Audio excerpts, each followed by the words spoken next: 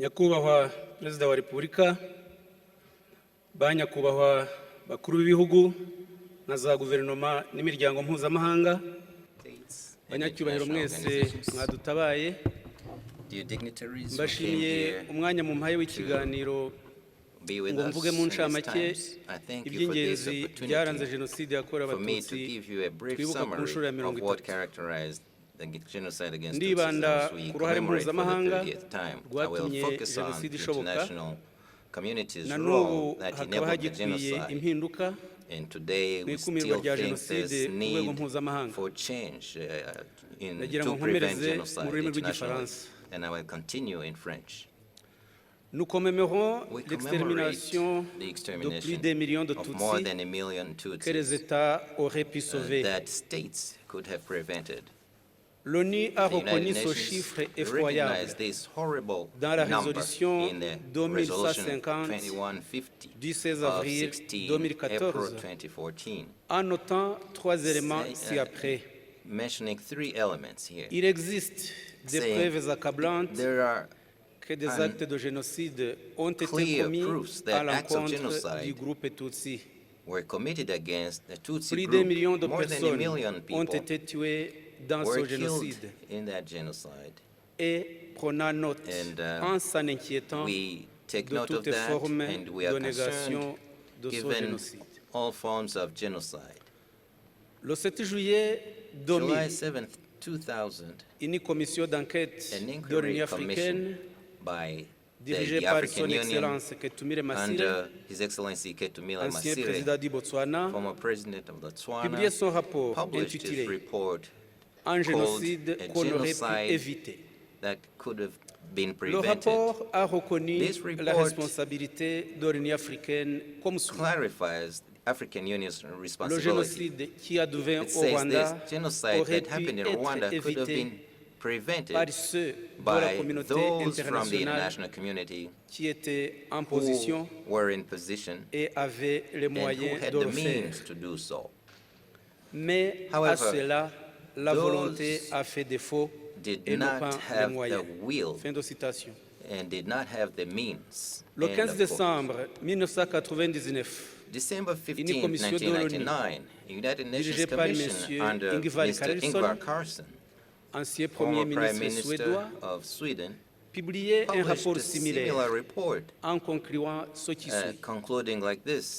C'est sur le système des Nations Unies tout entier que retombe la responsabilité de n'avoir su ni prévenir ni mettre fin au génocide au Rwanda. En effet, Excellences, avant le génocide commis contre les Tutsis en 1994, l'ONU et ses États membres avaient toutes les informations nécessaires pour agir à temps.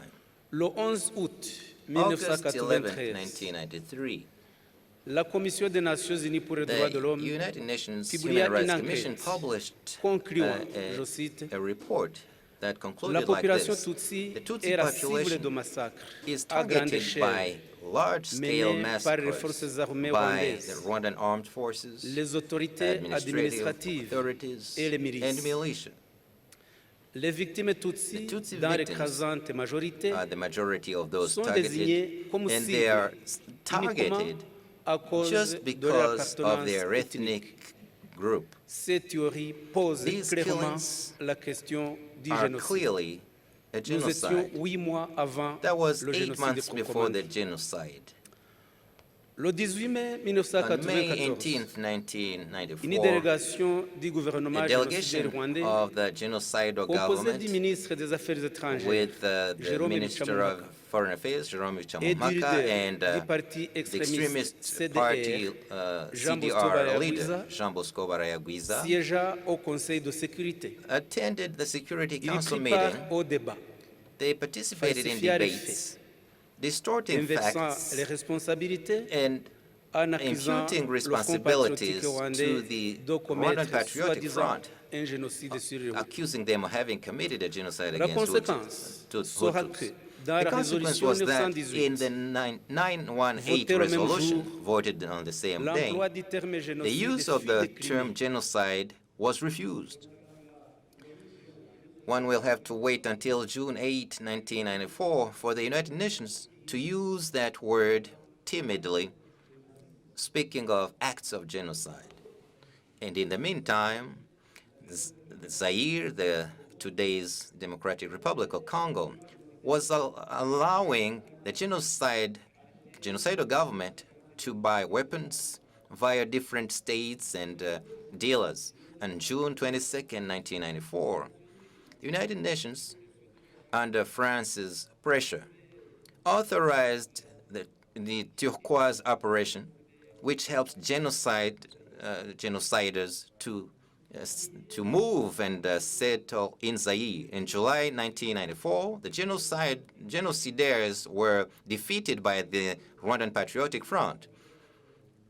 On October 30th, 1994, those genociders formed a government with the president and the prime minister who have committed the genocide, masterminded the genocide. There was General Bizimungu, who was chief of staff of the genocidal army in the same government. The Minister of Defense became Colonel Athanase Gasake, who headed, before the genocide and during the genocide, he headed what they call civil defense force that used to distribute weapons to militia.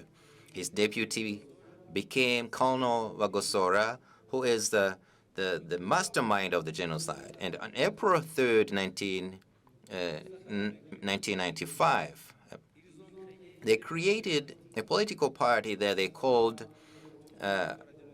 Rassemblement pour le Retour de la Démocratie, RDR, with an ethnicist and genocide-denying ideology.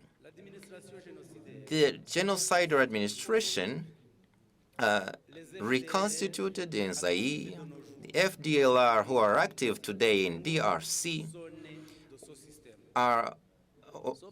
were born from that system. But many international resolutions requiring the dismantling of that force and taking them to justice have been neglected. One example here.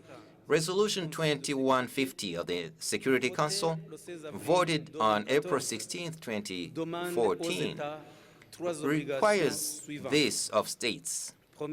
First, draw lessons of the genocide perpetrated in 1994 against Tutsis. And two, conduct an inquiry about the facts, arrest and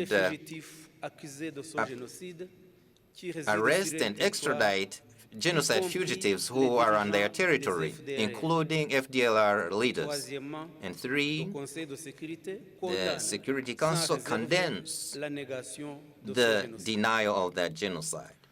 On January 10, 2005, during its 23rd Summit of Heads of State held in Libreville, in Gabon, the African Union voted a resolution which is identical to that one about the FDLR. On May 14, 2008 and December 8, 2010, the European Union adopted similar resolutions, which today remain unapplied. They are not applied even today.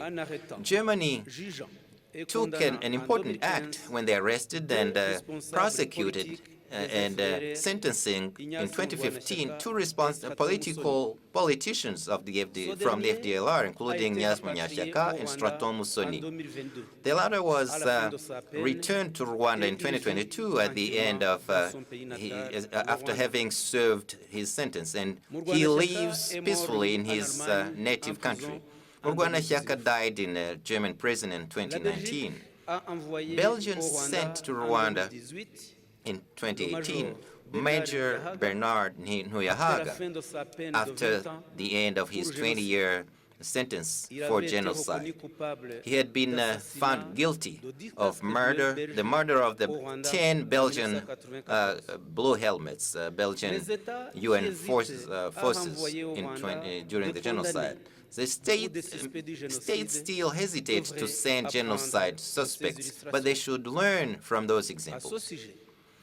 Having said that, how will Rwandans understand the fact that Colonel Aloys Simba's body, who was found guilty of genocide by the ICTR and sentenced to 25 years, was transferred secretly to the United States in July 30th, 2023.